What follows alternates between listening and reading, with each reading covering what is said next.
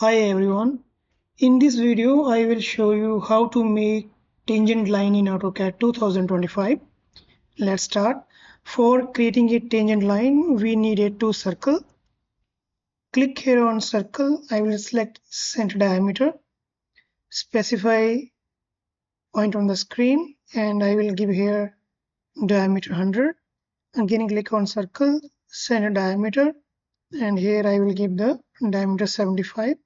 Now I want to create a tangent line from this circle to this circle. For that, click here on Object Snap Settings and click on Tangent.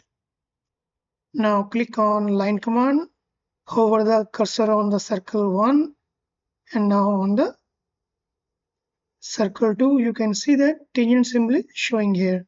Same way, again select the line, hover the cursor on the circle, tangent symbol is showing here.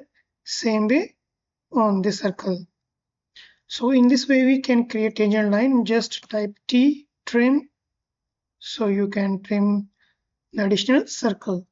Let's say this is my line here again, and I have a circle here. I will draw a circle here of diameter 50.